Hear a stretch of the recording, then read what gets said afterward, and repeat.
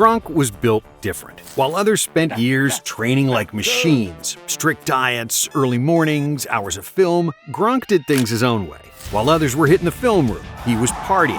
While they were meal prepping, he's shotgunning beers. And somehow, when Sunday rolled around, he dominated. In fact, the only thing crazier than his off-field antics was his on-field greatness. So, how did a guy who partied harder than a frat president become arguably the greatest tight end in NFL history? Well, heading into the 2010 NFL Draft, Gronk was easily the most talented tight end. At 6'6" and 260 pounds, he was a nightmare matchup. Too fast for linebackers and too strong for safeties. On talent alone, he was a first-round lock. But NFL teams had two major concerns. First, his back. Before his junior season of college even started, Gronk suffered a severe back injury that required surgery. He missed the entire year, and suddenly his future in football was in question. A back injury for a player his size was a major red flag for NFL teams. And as if that wasn't enough of a hurdle, then came concern number two, his off-the-field lifestyle. Gronk had always been, a free spirit. In the college recruitment process, Gronk had something like 65 scholarship offers, and his dad asked, "Where you going? Syracuse? Ohio State?" Gronk goes, "University of Arizona." His dad asked, "Why there?" And Gronk responded by saying, "Dad, if you ever went to a pool party at Arizona, you'd understand." So NFL teams weren't just worried about his injury history. They were worried about whether he would take being a professional athlete seriously. And then, during a pre-draft visit to the New England Patriots, Gronk made a standout first impression by falling asleep on the floor. Belichick couldn't believe it. Neither could offensive coordinator Bill O'Brien, who later tested Gronk's football IQ by drawing a play on the whiteboard, erasing it, and asking what the receivers did. And Gronk responded in the most Gronk way possible. He's like, "All right, can you name what the wide receivers did, like rename their route and what their responsibility was?" I was like, "Bro, I have no clue. I couldn't even think." And then he's like, "What do you do?" I was like, "You just throw me the f***ing ball, Billy. I'll make some guys miss. I'll run over some people." He's like, "But you don't know the play." I was like, "I don't need to know the play. You throw me the ball." Belichick had seen plenty of prospects over the years, but this was something entirely different. For most teams, that meeting would have been a deal breaker. A lazy tight end with a serious injury and a love for partying? Yeah, no thanks. And due to the concerns, he did slide all the way to the second round in the draft. But at pick number 42, the New England Patriots took the gamble. The same team known for having structure and discipline and a no-nonsense coach. The New England Patriots select Rob Gronkowski, tight end, Arizona. Just drafted the biggest party animal in NFL history. Right out of the gate, Gronk dominated training camp. Then came his NFL debut against the Bengals, and he caught a 1-yard touchdown. Boom. Just like that, the Brady-Gronk connection was born. But through his first 8 games, Gronk only played around 15 to 20 plays per game. And it wasn't because he didn't have the talent to play at an NFL level. He just couldn't remember the playbook. But then magic happened. In his first game playing the majority of the snaps, Gronk went for 3 touchdowns, becoming the youngest rookie in NFL history to ever do so. From then on, the Patriots went on a tear, winning 7 straight games to finish the season, and Gronk played a big part in it. He finished the year with 42 catches, 546 yards, and a Patriots franchise rookie record 10 touchdowns. But don't get it twisted. Off the field, he was still the same old Gronk. Between games, while everyone else is grinding, Gronk became a fan favorite, hitting up Boston's nightclubs and partying the night away with the same people who would watch him dominate on Sundays. In fact, Gronk revealed that he never watched film, and that "I have people who watch it for me," at Tom Brady. So basically, Gronk would just be out partying or something, and then Brady would just tell him everything he needed to know for their upcoming game.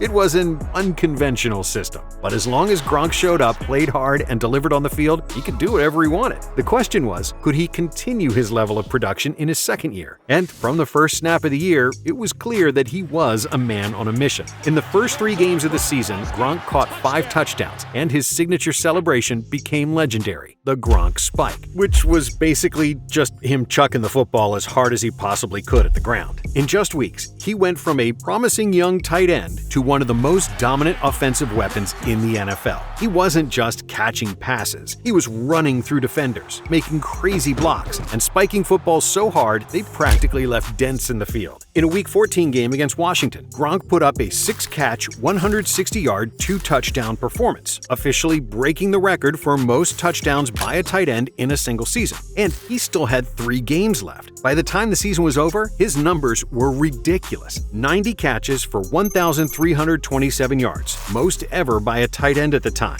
and an NFL tight end record 17 receiving touchdowns. He was must-watch TV. And off the field, he was still the same guy, partying like a rock star, showing up to press conferences shirtless, and living by his favorite rule. Yo soy fiesta.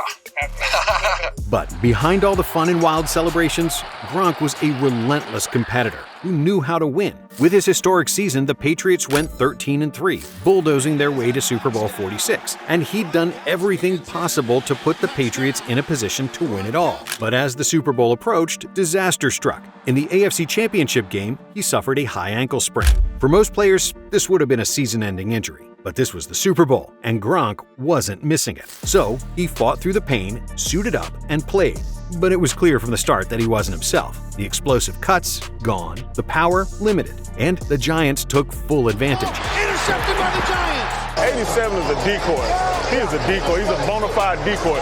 Keeping him in check with just 2 catches for 26 yards. Despite that, the Patriots still put up a fight. Down 21-17 in the final seconds, Tom Brady launches a Hail Mary into the end zone. The ball bounces off hands, and Gronk, limping on one good leg, was inches away from making the game-winning catch. But it hit the turf. Game over. And after the game, Gronk received some hate, not because of his poor play or even the missed catch, but because he was seen partying just hours later. You danced on stage, but you couldn't run full speed in the actual game. Doesn't seem like the loss is affecting him that much. Yeah, it's pretty upsetting. Though if anyone thought the loss and the hate would slow him down, they didn't know Gronk.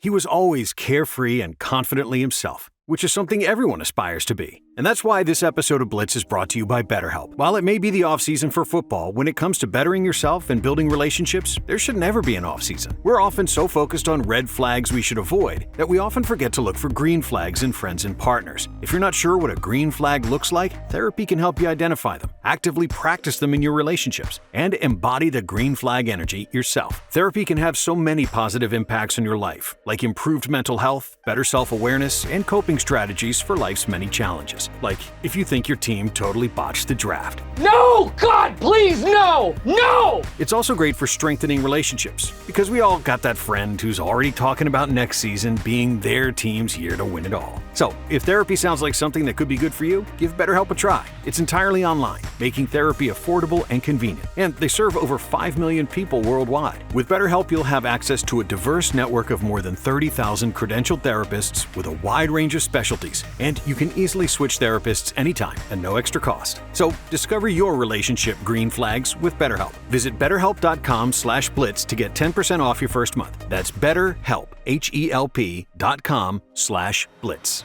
Screw it, I'm gonna hang out with my brothers now. You never get to see everyone. It started flowing, and you saw what happened from there on out. Before the 2012 season, the Patriots gave him a 6-year, $54 million contract extension, the largest in history at the time for a tight end. And you know he had to celebrate. Just another day in the summer of Gronk. He appeared on a dating show, was on the cover of ESPN's Body Issue, and partied like a madman. But when the NFL season rolled around, he was back to dominating. Through the first 10 games, he was a nightmare for defenses, racking up 748 yards and 10 touchdowns. No linebacker could keep up with him. No safety could outmuscle him. He was a cheat code. But then the injury concerns he had coming out of college came back to haunt him. In Week 11, he broke his forearm. That injury sidelined him for 5 weeks. But in true Gronk fashion, he wasn't done yet, because he made it back for Week 17 and helped the Patriots crush the Texans in the divisional round. But in the AFC Championship game against the Ravens, he landed awkwardly on his arm, re-injuring the fracture. And without him, the Patriots' offense lost one of their biggest weapons, and they fell to the Ravens, bringing their season to an end. Then, once his arm finally healed, he had back surgery for a lingering issue. But finally, in Week 7 of the 2013 season, when Gronk returned, it was like he never left. In his first game back, he put up 114 yards on 8 catches against the Jets. 2 weeks later, he torched the Steelers for 143 yards and a touchdown. The Patriots were rolling, and with Gronk back, they looked like legitimate Super Bowl contenders again. Until Week 14, when Gronk took a brutal blow to the knee, and the bad injury luck struck again. Shaken up. Torn ACL, torn MCL, season over. After 2 years of injuries and setbacks, would Gronk ever be the same again? You wouldn't think so, but somehow in 2014, he got even better. In Week 8, he torched the Bears for 149 yards and 3 touchdowns, including a brutal stiff arm and a ridiculous one-handed grab that reminded everybody why he was the most dominant tight end in football. By season's end, Gronk had racked up 1,124 yards and 12 touchdowns, winning Comeback Player of the Year and being selected to the first All-Pro team. But this time, the real magic happened in the playoffs. In Super Bowl 49, Gronk came up clutch, hauling in a touchdown just before halftime. And New England went on to win one of the craziest Super Bowls ever, thanks to Malcolm Butler's iconic goal line interception. Intercepted at the goal line by Malcolm Butler. But make no mistake, without Gronk, the Patriots don't even get there. After 2 years of injuries, doubts, and setbacks, Gronk was finally a champion. And for the first time in a long time, he'd be entering the offseason off the injury report. I just worked my tail off all year long to be where we are now, and it just feels awesome to go through a whole season healthy, come out healthy after the Super Bowl win. So, to open the 2015 season, he was more dominant than ever. He started the year with another 3-touchdown game. And there's Gronkowski again, touchdown. Defenses tried everything, double teams, jamming him at the line, even flat out tackling him early, but nothing worked. Gronk was too big, too fast, and too strong. By the end of the year, he had put up 1,176 yards and 11 touchdowns, making first-team All-Pro for the second straight year. In the divisional round against the Chiefs, he hauled in 2 touchdowns, helping the Patriots advance. Then, in the AFC Championship, he went off for 144 yards, including a clutch 4th-down grab that nearly saved the game.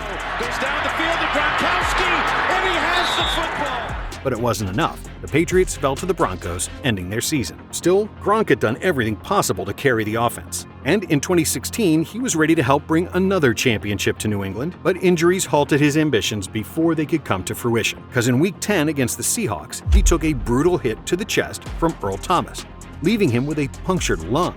He missed the next game, but fought his way back onto the field in Week 12 against the Jets. But while running a route downfield, Gronk felt something in his back give out. Just after the Patriots' last offensive drive, we saw tight end Rob Gronkowski head to the locker room with a back injury. The injury was severe, and he needed season-ending back surgery, which was the 3rd major back operation of his career. Rob Gronkowski, the Patriots' star tight end, is reportedly set to have back surgery, which could cost him 8 weeks. The Patriots went on to win Super Bowl 51 in legendary fashion, pulling off the greatest comeback in Super Bowl history against the Falcons. But Gronk, he had to watch it all from the sidelines. You better believe that he still participated in the party afterward, though. But he wasn't out there when it mattered most. And after yet another major injury, people wondered, was this the beginning of the end? Time to trade him? And you could get a haul for him. I'm approaching 30, multiple surgeries, but a lot of them on his forearm. Who cares about a forearm surgery? Cares I haven't used mine in days. Yeah, exactly. I wouldn't trade him, though, because...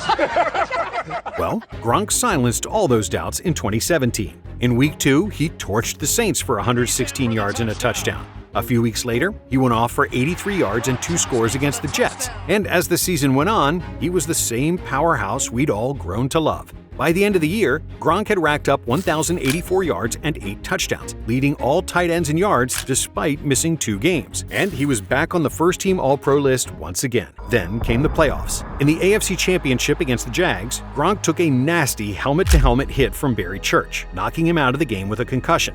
The Patriots still pulled off the win, but his status for the Super Bowl was suddenly in question. But this was Gronk we're talking about. So, of course he played. The Patriots faced off against the Eagles in a record-breaking turnout. Tom Brady threw for over 500 yards, and Gronk was his go-to target when it mattered most. He caught 2 touchdowns, including a clutch fourth-quarter score that put the Patriots in position to win. Gronkowski reaching for it, touchdown. Only this time, it wasn't enough. Despite Gronk's monster performance of 9 catches for 116 yards and 2 TDs, the Patriots lost 41-33. Then, following the season, the Patriots decided that they were ready to move on from Gronk. Bill Belichick was known for letting go of players even after they had a great season to cash in on their value before it was too late. And between Gronk's age and injury history, the Pats came to the conclusion that it was time. So, before the 2018 season, they agreed on a deal to trade him to the Detroit Lions. And then the unexpected happened. When they called Gronk to inform him about the trade, he said, "Oh, no, I'm retired. How can you trade me?" And I stayed on the Patriots. So, 2 days later, the trade was called off. But then, when training camp rolled around, there was Gronk, not retired, just not interested in playing for the Lions, who had been the laughingstock of the NFL for decades.